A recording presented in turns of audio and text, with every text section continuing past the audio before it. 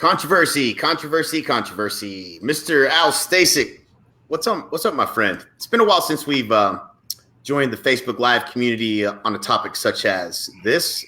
How are you doing today? Man, it's actually been a long time period. I mean, we had a nice holiday. Happy 2019. This is our first. I think it's our first live that we're doing of the year, and why not? I mean, we had already planned on going live today. Yep. But our friends gave us great topics to talk about. How about that? I love it. How about that? So we're going to talk about it. And Let's by the talk way, about it. There's a lot of really smart individuals that tune into the show. And so for those of you that know or have something to say, make sure you post in the comments. We might even bring you on if you want to come on and talk about it with us. This show today is brought to you by pistachios. They are delicious. You should get a bag. So let's talk about those are addictive. They are, man. They are. But they're good for you, so it's all good. You can eat as many as you want. Don't get it.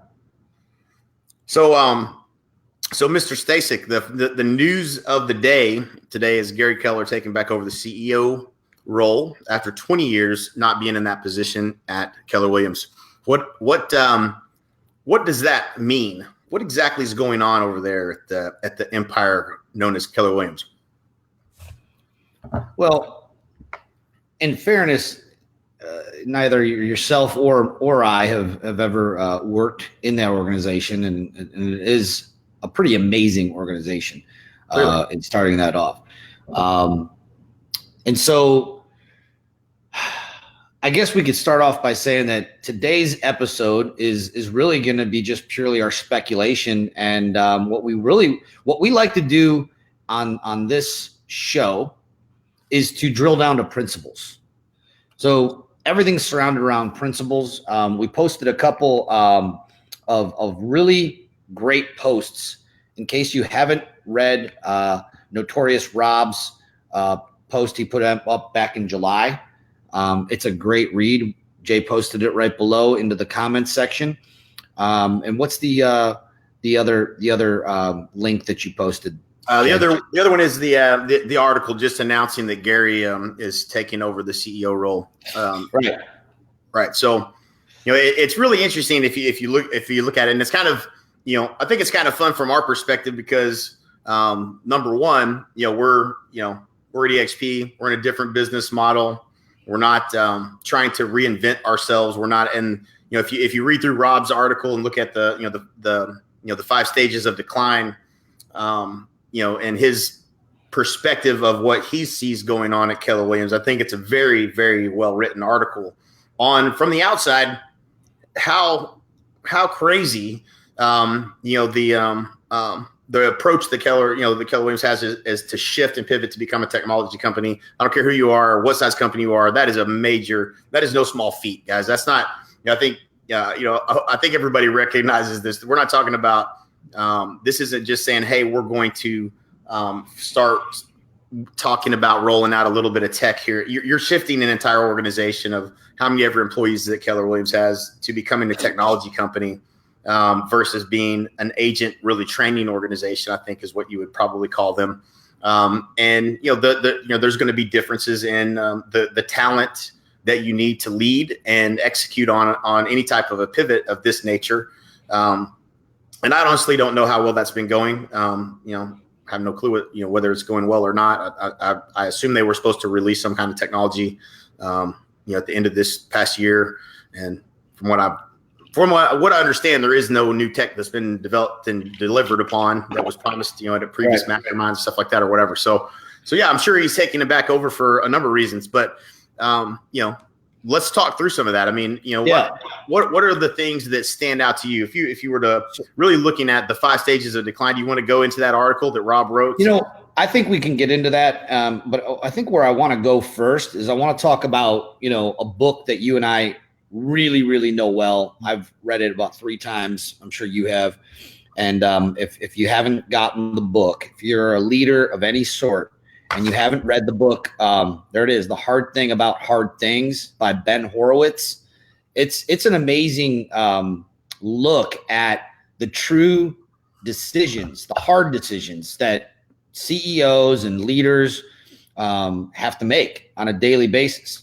And that book just gets really raw and real to the back of the curtain, to the human side, but almost to a point of inhumaneness of some of these decisions, like having to walk in. Some of the decisions I used to dread having to make is, I got to go and have this meeting and talk to this agent for the 5th time that they're not handling themselves in a professional manner, or they're messing this up with this and that. Ben had to walk into a room of 250 employees and tell them they were laid off.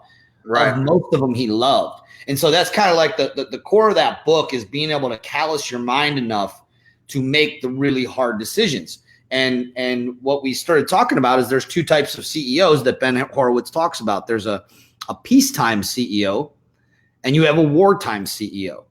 And it's fascinating. We started, you and I, when, about 30 minutes before this broadcast, we were going through that page in the book where Ben talks about. I would love for you to go through it. And I want to ask some of the commentary, because I don't have the pleasure of saying that my resume contains a line in it that I ran a $10 million company. You do. You were actually the CEO.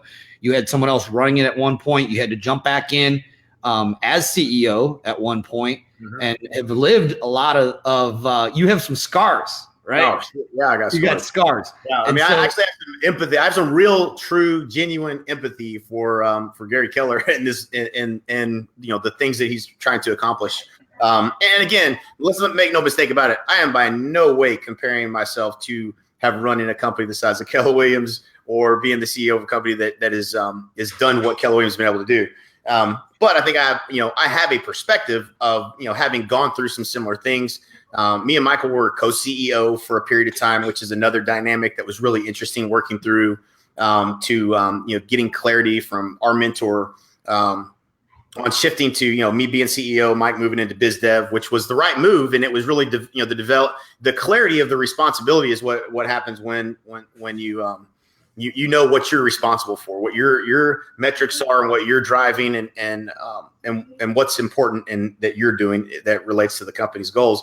And being co-CEOs, it was always a challenge of who's really truly responsible for that.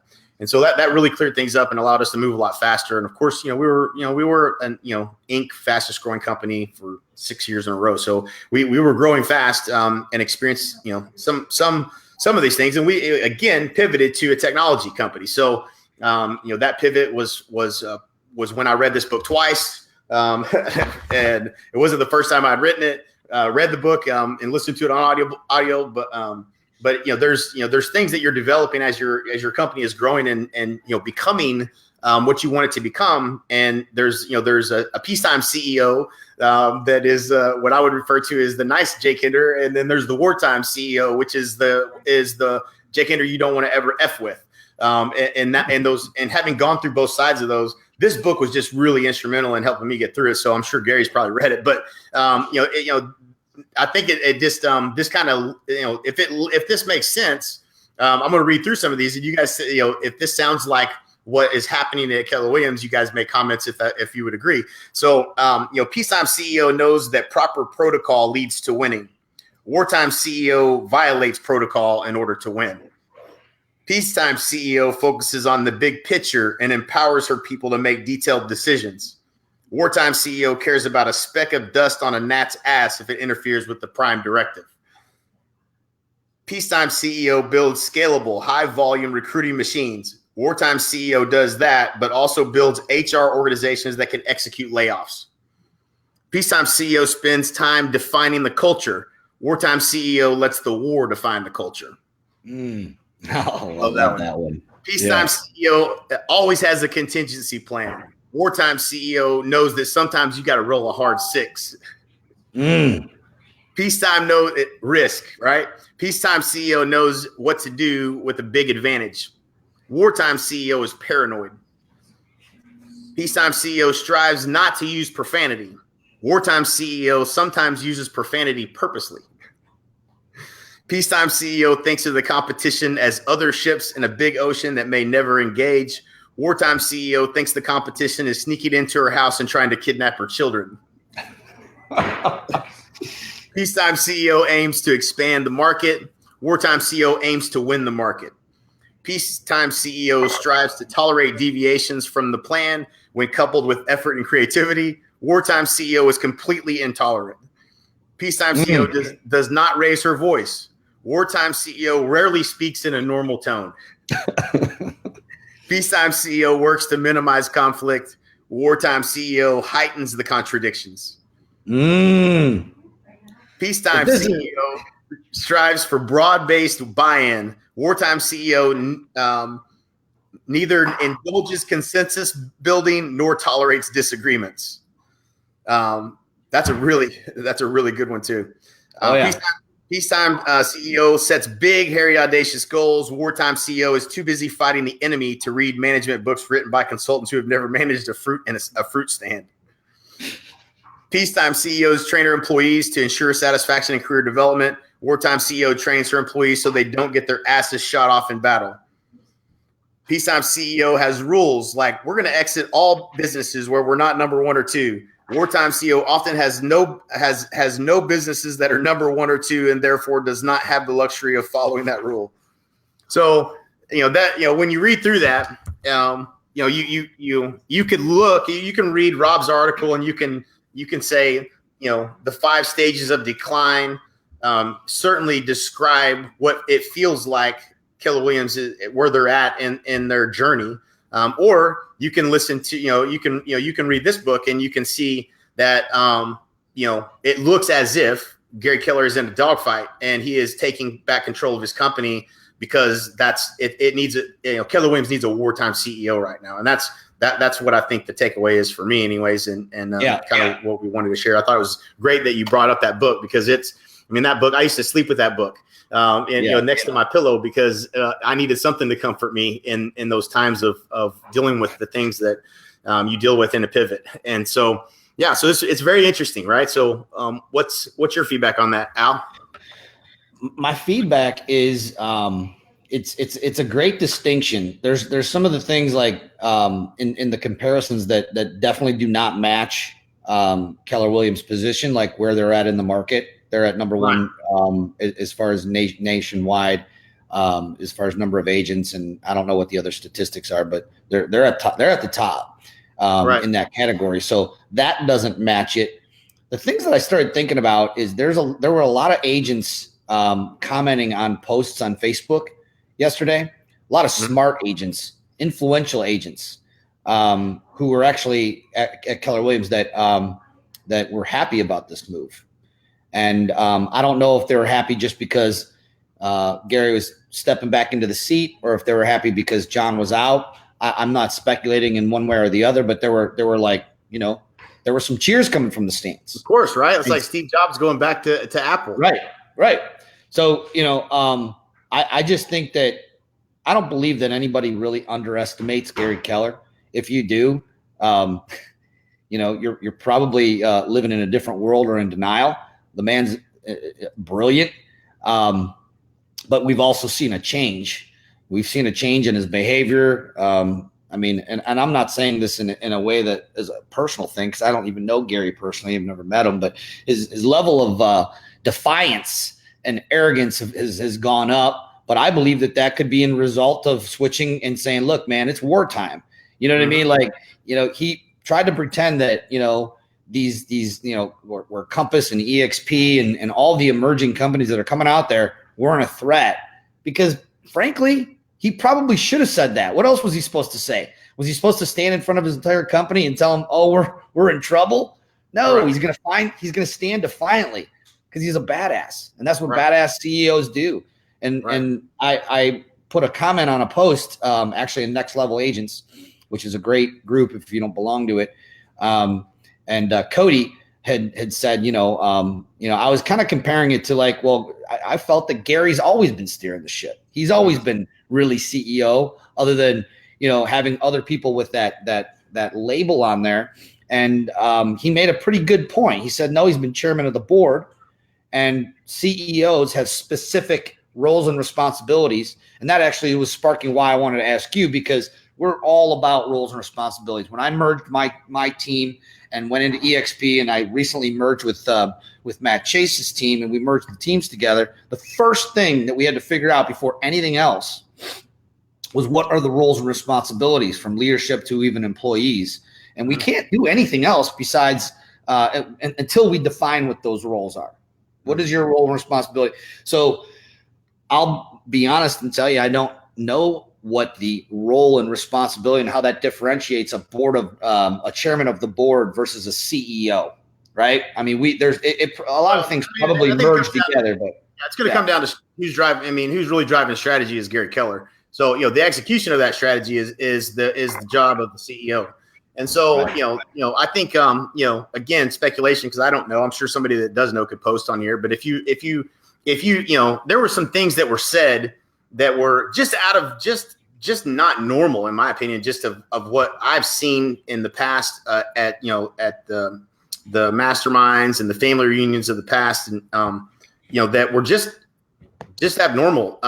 We're a virtual company now. I think it was one of the things that was said, and go back and tell everyone we're now a cloud-based company, and like, what the fuck are you talking about? Like, that don't make no sense at all. And things like okay, we're a technology company. It was the other, obviously direction. I think that it was really the theme of what they're pivoting to becoming a technology company. But if you didn't deliver, right? So let's call a spade a spade. Right now, Keller Williams is getting picked apart by Compass and by agents that are leaving, to join us at EXP. I mean, those are probably the two that I would say that really are the threat. If you own a brokerage, and as Gary's always said, and I think everybody, you mentioned this earlier, Al, in conversation, is if you're the only problem you have in real estate, if you're a real estate brokerage, is you have a recruiting problem. Whatever you think your problem is, it's a recruiting problem. And I think that's very true when it comes down to the success of these brands that are out there today. Either they have a value proposition in which they can recruit you, or they don't. And when you start losing your talent, your best people, to other opportunities that you can't immediately pivot your business model to, you have to do something to survive that shift, the shift that's happening in the industry. And so, right. That's, we had a great conversation about it yesterday. I think, let's get down to it. Al, you said, what was it? You said, when you look at, saying that you're a technology company and we're going to go build this, artificial intelligence and we've got Kelly, right. All of these things. What's the truth behind that, right? What's that? What are we really saying that tech is going to do for our agents? What's the bet that's being made here, if any? The question is this: would you bet? How much money would you be willing to make a bet that the technology that they're all working on is going to increase the number of transactions per agent significantly? That's the bet. And right. if you're not willing to bet a significant amount of money on that, then you have to wonder, well, why are they doing it? And the only reason, and this is just my belief, I'm reserving the right to be wrong, but this is, from what I've studied, Gary's words, and I mean, I've learned so much over the years from him, but the one thing that I didn't learn soon enough is that a problem that you may be having with your regionals, or if you're a franchise company, or you're a real estate company that's a private company, privately held, it doesn't matter. If you have a problem with your business, it can be solved with recruiting more productive agents, period. So every time one of the leaders, and you and I are very close friends with some of the top leaders in that were with Keller Williams that are now with EXP, that we're in masterminds with, and this and that. And when they would come to Gary with a problem and say, but Gary, we have this and that, he would come back with the same exact amount. It sounds like you have a recruiting problem. And that's brilliant.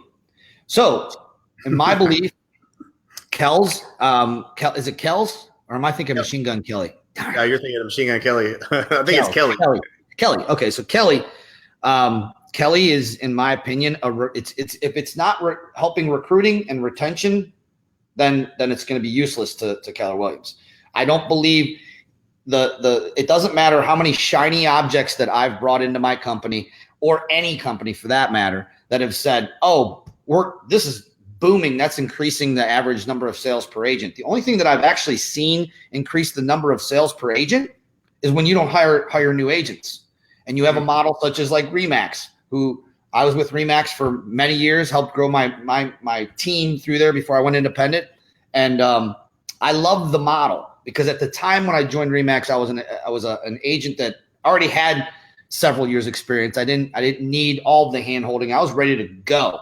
And so it's their barrier of entry with Remax, and this is probably why they have a lot less agents, is that it's harder to get started because of the model. So you have more of your more experienced agents that are going to that type of an environment or that business model to grow their business off of. But I can tell you this, it isn't because Remax has better technology. It isn't because they have better training or anything like that. It's their business model is set up to support agents that are, not coming right out of school. Very few agents that are coming out of school are going to go to Remax, in my opinion. Now, some may differ, but they're going to go on a team if they're going to do anything, because Remax is going to have a hard time training them. And just like all the other companies are going to have hard times, and training new agents is a heavy thing. And so what I'm saying is that it's the business model, right? And it's the business model is why Keller Williams blew by Remax when Remax is over there at our office meetings trying to say, well, their average agent sells less than us. Well, guess what? Keller Williams blew by Remax in agent count and now sales volume at this point. So, it's just interesting. And to be really honest, I lost complete track of the question you asked me. I might be in left. I was just listening, right, so I don't think we even had a question that we were asking. But as we're looking, we're talking about, what's going on with Keller Williams in reference to this move to technology. Oh, yeah. Right? Kelly. So to answer your question, it's Gary's brilliant enough to know, but he isn't going to admit it and publicly because he doesn't really have to. All right. Kelly is basically for recruiting and retention real estate agents. That's its main purpose. If you were to take everything else off, that is the main purpose of why they're developing the technology we're doing. Tell me about a company that's brought in some kind of a flashy product of some kind that's all of a sudden been able to turn agents that are averaging 6 or 7 transactions a year and turning them into agents that are doing 20 transactions a year. It's not the technology that's going to do it. And, right. Let's unpack that a little bit. So here's the thing. So we've talked to in the past 6 months, I don't even know how many. It's been a lot of top agents at Keller Williams, many of which are coming over to EXP, and there's a timeline that they're on that they are coming. Many of them that have said, you know what, we're going to hang around and see what this technology is going to do. And the question I think you have to ask is, okay, well, what am I betting on, right? So, the opportunity, and this is just being real, okay? The opportunity at EXP is bigger than just selling a few more homes. The opportunity to have ownership in a company that has a much bigger potential footprint, worldwide, if you will, a much more agile business model to survive any type of shift in the marketplace that we may see in the future, and a bigger opportunity in terms of, there's awards that are generally focused on production for ownership in the company, where you don't have that opportunity anywhere else in the industry. And you have revenue share in a capacity that is nowhere close to, nobody can touch that opportunity. And that's the reason a lot of mega producers are saying, okay, my brand is my brand here at Keller Williams or Remax or wherever I'm at. Now but the opportunity is so much bigger over here. And it solves a problem that I currently have, which is recruiting and retention of agents to my team. And it creates alignment for me to want to help those agents become more successful and go out and build their own team. Now that's very interesting to me. That's an opportunity that I would have to walk away from, where I'm at and what I'm paying, because I'm going to be paying less there. And there's a huge upside opportunity. So you're seeing these large teams and these independents, and you're seeing them all make this move and shift to EXP because there is opportunity that no longer exists in the world of Keller Williams in terms of their business model. When you understand, okay, this is a franchise model, the regions are all owned, most of the franchise availability is already taken. You can only you can only grow so much within a defined territory, and there's no other opportunity for you outside of that. And there doesn't look like there ever will be, except we have this idea that we're going to become a technology company, and we're going to provide this artificial intelligence that's going to help you. And that's where I want to stop you right there. What's it going to do? What specifically, and this is what's really hard for anyone to define, is where is the value that this technology is going to deliver on? What specifically is the consumer going to get that's more valuable in terms of a process than what they're getting today? And then take a step back and say, okay, well, maybe there's something I'm missing, but then go look at what Zillow has done. Okay. Zillow is, without a shadow of a doubt, and number two, I would say, is probably Redfin, has invested more money in the development and the conversion of eyeballs to a lead or a closed real estate transaction than any other companies that currently exist. Zillow by far. They spent like $7 billion. I'm not sure the exact number. I would be making it up. I can't remember. I've looked at too many numbers. It was a lot of money, right?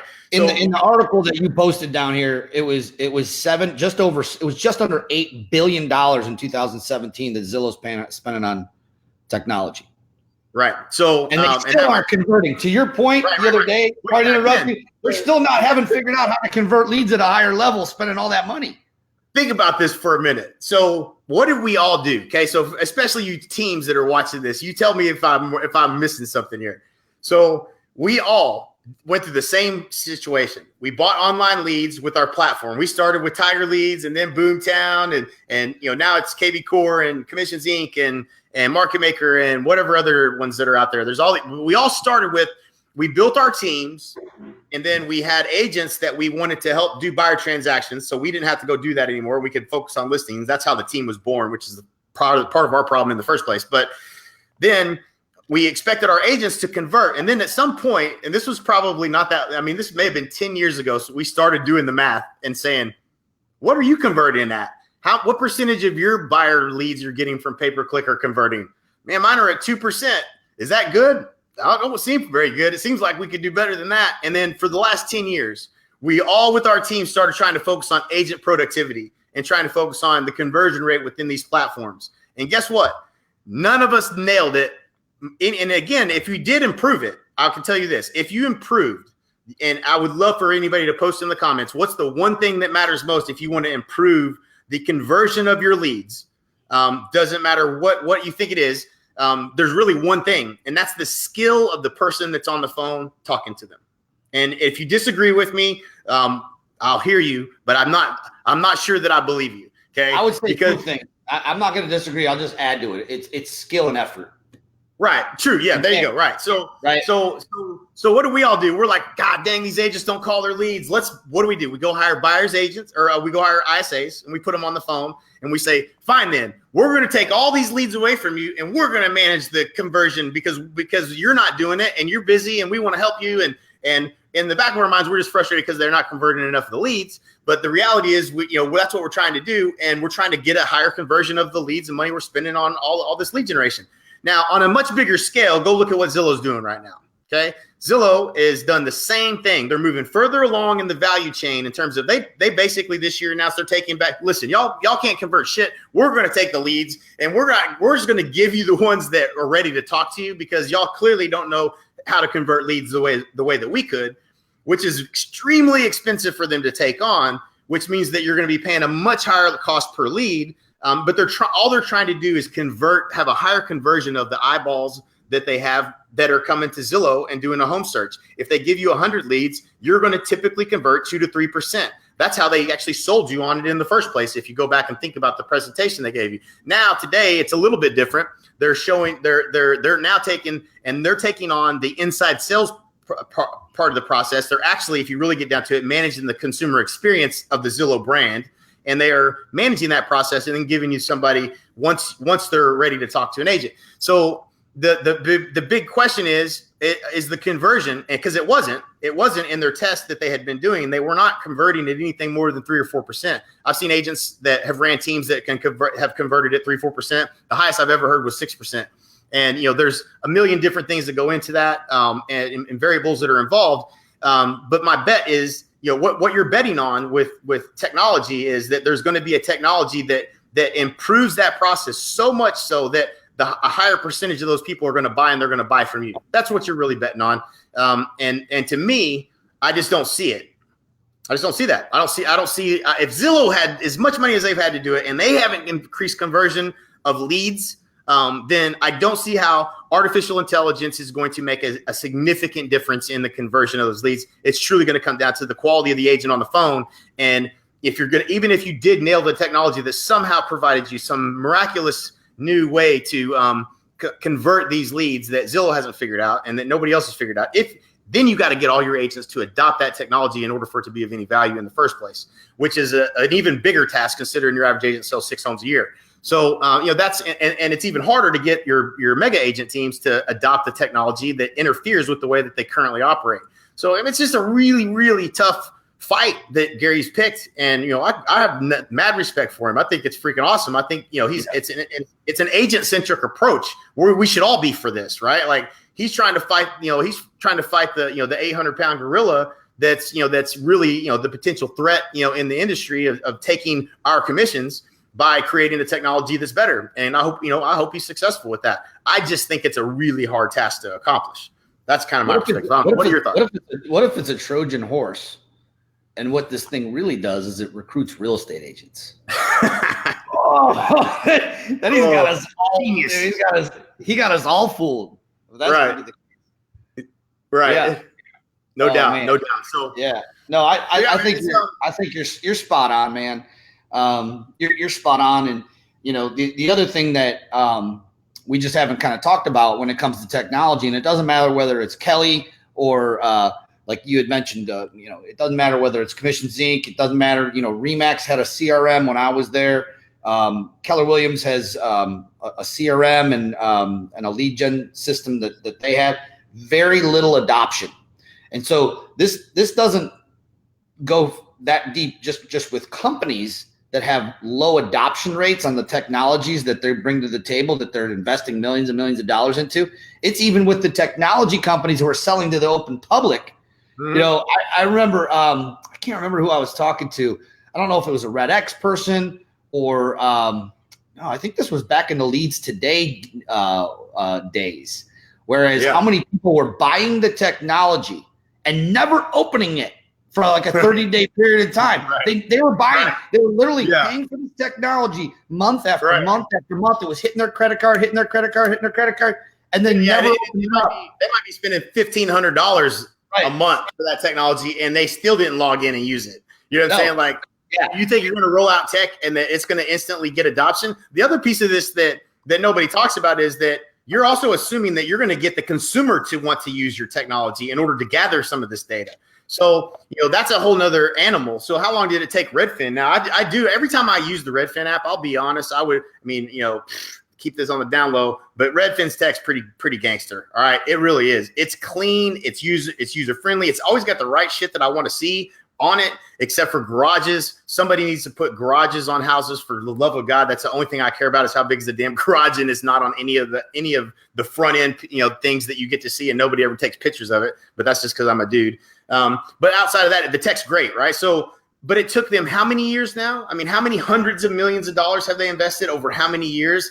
And it's because you continually are tweaking on what the consumer likes, doesn't like, what has, the flow and usability of the technology. You're not going to roll something out and then it's going to work great. It's not going to happen. Are you shitting me? That never happens. In fact, historically, it's never happened for Gary either. Every time he rolls something out, it doesn't work. Nobody likes it. And that's the same thing that I've experienced with technology. So I'm not throwing stones. You know what I'm saying? Tech is hard. It's real hard. And I think you got to have a long-term commitment, which it sounds like he probably does. But for the agents that are sitting on the fence thinking this is going to change your business, wake up, guys. That's not going to happen. You're not going to magically do more deals next year because some tech that gets rolled out or some artificial intelligence. Show me an industry that's like ours that's happened, and you won't find it. Let me ask you. Look, you've been fortunate to have some relationships with some pretty influential and successful people in the tech industry, right? We don't need to name names. of all the people who have had home runs and hit wins, how many do you know that did it on their first try, or maybe even their second try? You know what I'm saying? Like their first swing, they just hit a grand slam. And it never happens. You got to blow through a couple million sometimes. I'll say this: the ones that come to mind, multiple wartime scenarios that they had to go through to get there, to get to success. Multiple seasons of Wartime CEO. Nearly dead. You know what I'm saying? Like, there's a chapter in the book where the guy, in this book we're talking about the hard thing about hard things, where he says the guy's basically, he had a heart attack at 30 years old. He's basically dead. He's walking. He's dead. He doesn't know it. His body's not pliable enough to deal with that. He's dead. He just doesn't know it yet. And he used the reference when he was talking about his company. Basically, he had a friend that told him, said, "Listen, dude, your company's dead. There's nothing. You're already dead. You just don't know it yet." And in the book, if you read it, it gives me goosebumps thinking about it, because he really appreciated somebody telling him that that his company was dead, that you can quit fighting now. This son of a bitch is dead. You're done.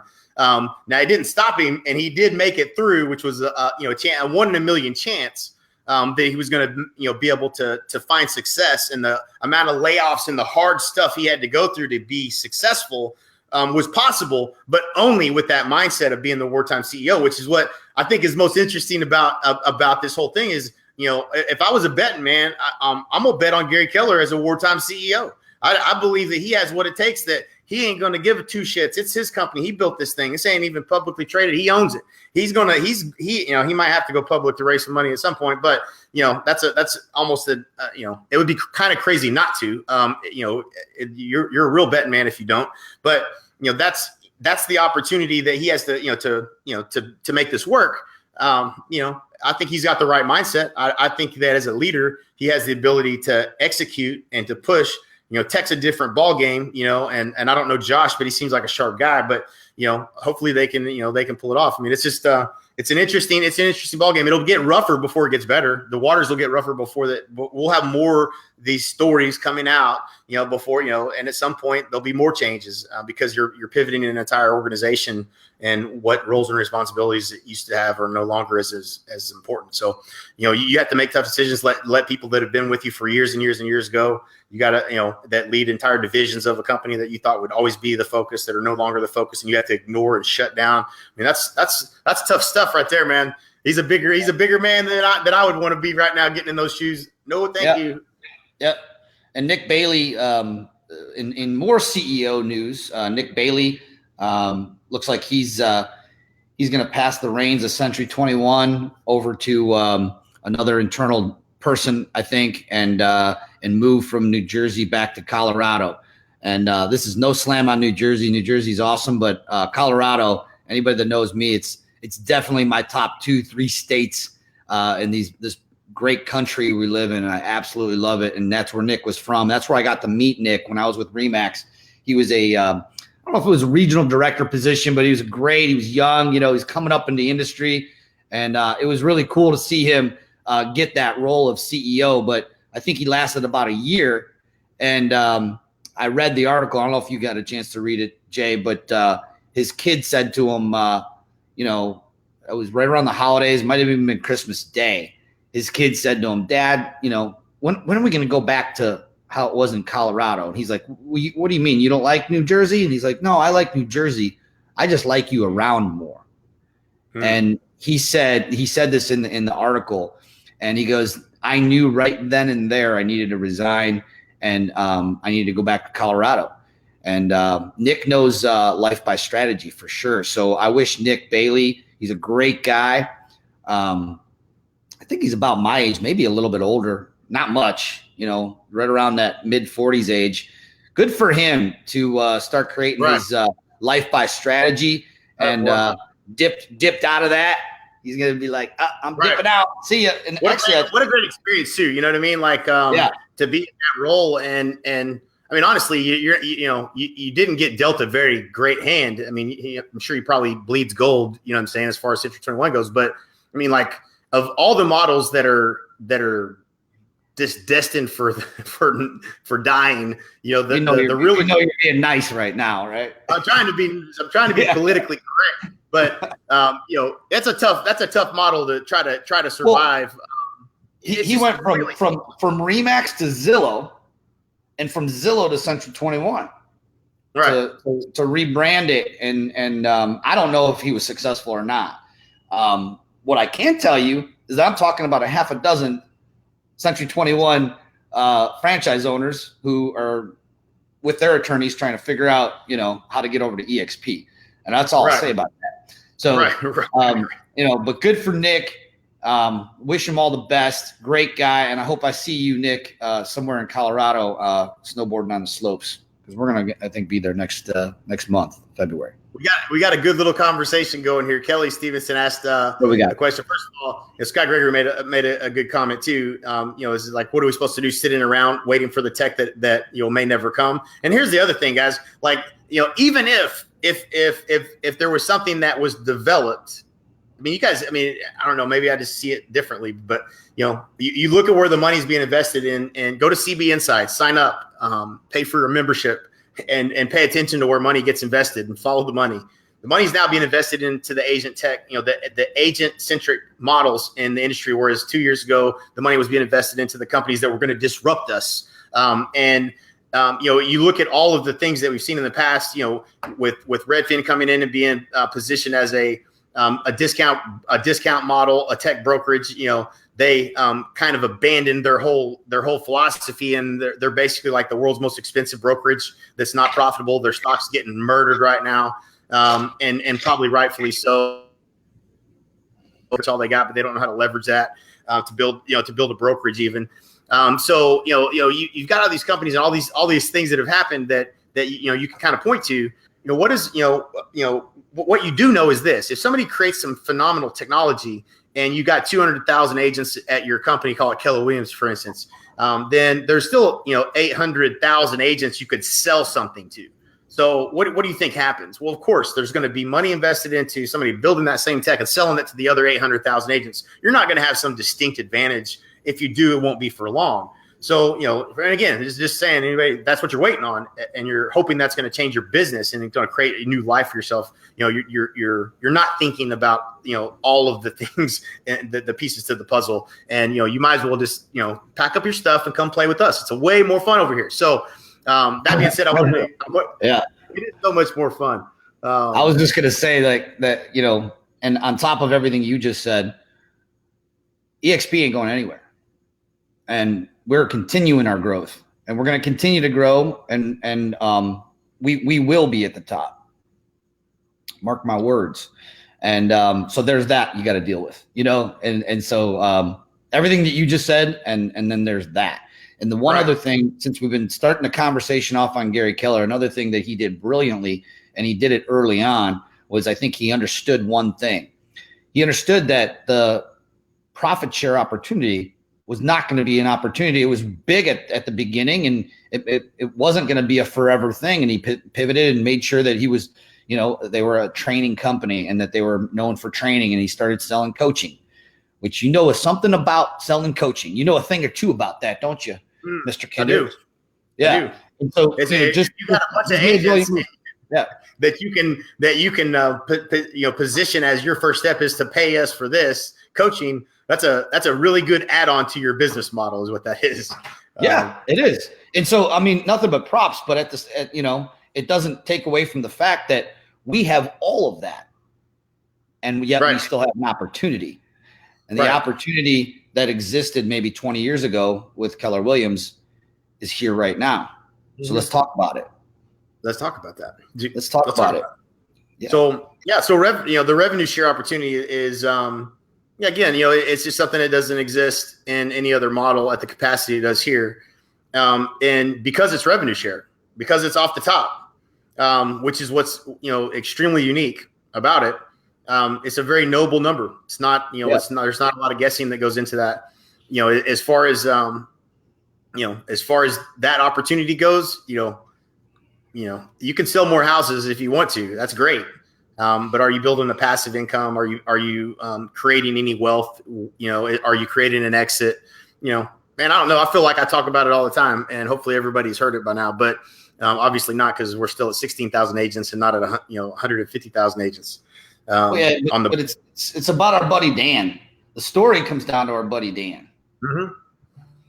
And Dan called me, kind of reluctantly looking at EXP, and I think he's about a $3 million producer, and he'd seen some of our stuff, and he was paying for a technology, paying $1,100 a month. So what truly interested him in EXP was not so much. And I mean, I remember him telling me, I'll never forget. I was in the shop. I was in the gym portion of my shop or whatever. And I was trying to get a workout in while I was on the phone with Dan, because I talked to him a couple different times, and he kept, wanting to get on the phone, talk some more. He was really concerned about making this move, and rightfully so. And, he'd been in the same place for, I don't know, whatever it was, 10, 12 years or more. And he was not only paying for a technology, he was also paying for some coaching that went along with that too, right? Mm-hmm. Right. And so that's the gap in the industry that, you either have a coach or you don't. And, you're probably talking around $1,000 close, plus or minus a couple $100 a month for that. And you're probably paying for tech, plus or minus $500 to $700 a month. That's really over $1,000. We used to pay all more than that, but either have those tools or you don't. And either you have someone helping you make the right decisions, or you don't, and you either have a way to manage your database and monetize lead generation and turn marketing dollars into customers, or you don't. And so if you ever want to get past 30 transactions or more, or get past a certain amount of volume, you have to learn how to turn marketing and advertising into a customer. And that's you can only get so many referrals, and it's never going to be completely predictable. So it's a stage that you get to where you want to make that investment, and you want to understand that. Well, if you can get the tech for free, and you can get the alignment, or the, not necessarily day-to-day accountability coaching, but the equivalent of all of the training and coaching that you need to be successful, and you don't have to pay for that. His perspective was, man, I'm already starting off better. I'm capped. I've got stock I didn't have before. I mean, if I happen to recruit a couple people, great. If not, great. I'm not actually. Dan said he didn't want to be a recruiter, right? Didn't he say something that specifically? He's like, I don't really care about the rev share thing. I'm probably not going to do anything. And ironically, which I hear this a lot from a lot of agents, and this is where I would tell you, wake up, because this is what you're missing, is you think you're not going to do any recruiting until you actually get some stock when you close your first deal. And you have an agent that reaches out to you like, hey, you're at EXP. Tell me a little bit about that, man. I kind of think I might want to join. Could you help me with that? And they start talking to you about it. You're like, yeah, sure, I can talk to you. And then all of a sudden, that person joins, and you're like, I didn't even really do anything but answer a couple questions. And then they close a deal, and you get some more stock, and then you get some revenue share the same month, because you get paid on the 22nd of every month, 21st, I think it is, really drops in the account. And you're like, whoa, man, I got $650 that's revenue share. That's how that works. And then all of a sudden, you're a raving freaking fan of the company you join, and you go out and you start kind of spending a little bit more time telling people about it. And that's really what I think has been, the case for a lot of people that come to EXP. They're not doing it because of the revenue share, the opportunity, but they really are that excited about the company, and they really are having such a great experience that they're like, man, you got to check this out. This is amazing. This is way better than what I was doing before. I can't believe it. And so that's a really cool culture to be a part of, but it's kind of fun to watch and see people that think they're not going to do it. And like, okay, sure, you're not. And then the next thing like for, Dan's replaced his expenses, that his monthly expenses to live, with the agents he's attracted to the company, and whatever 6 or 8 months that he's been at the company, his house payment, his car payment, his electric bill, all his cell phone bill, it's all paid for by revenue share. So now I'm not saying everybody's going to have that same experience, because Dan has spent some time focusing on it, but would you not do the same thing? Are you going to say, no, I'm not going to do that because I don't want to do that at all? I'd rather just sell houses. No, but the truth of that story was Dan isn't out making cold calls recruiting agents. No. Dan, these are all relationships that he's built. He does, a nice business at 3, maybe 4 million a year in volume, does a nice real estate business, made a decent living. And guess what happens when you do that? You meet real estate agents on the other side of these transactions. And if you're a nice person and you treat them nicely and you don't have an attitude, and you start to build relationships, which is what Dan's done over the years of being in this business, guess what? They like you, and then they start to trust you. And when he moved over, he had several people just call him like, hey, Dan, what, you moved away from XYZ, wherever he was. You went to EXP. And he's like, yeah, man, have you checked it out? And I mean, he's so laid back and so non-assuming. He's like, yeah, check it out. Here's why I came. Boom. His first 2 come aboard. Then his next 2. Next thing you know, he literally called me. Dan called me on, I want to say it was either, I think it was New Year's Eve or it might have been New Year's Day. He ended up in my calendar. And I thought that he was calling me because maybe he had an agent that had a question about, coming aboard on EXP. Nope. It was just to say thank you. Right. I love Dan. Dan's awesome. He was just having one of those gratitude moments. And those are the real stories. Those are the stories we love. But there's a girl that we've brought aboard. Her name is Pam Martin. She's out of Fredericksburg. Right. Pam. And if you know Pam out there, she's recently joined forces with us. She used to be an OP on her own Keller. And she wanted me to do a shout out and said, if anybody has any.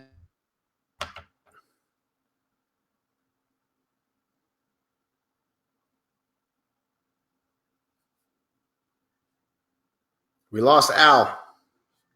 Was I froze? I lost you. You froze up. I don't know. It could be on my end. Not sure. But I heard your shout out. So I think it was Patty. Were you? I think she had the microwave going. Right. Hey. Well, my wife's home and the iPads are probably home too. So they probably all just connected to the Wi-Fi as they pulled in the garage. So I'm pretty sure it's probably my wonderful internet country. iPads, microwaves, and ovens. Yeah.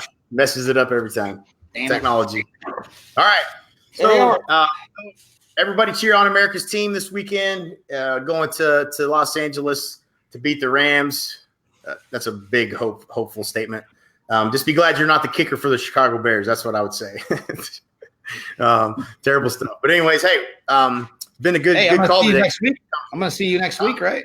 Arizona. Yeah, that's right. We'll be in Arizona. So for those of you who will be in Arizona, we'll see you in Arizona. And like we always say, we'll either see you at the top or from the top. Have a great day. All right.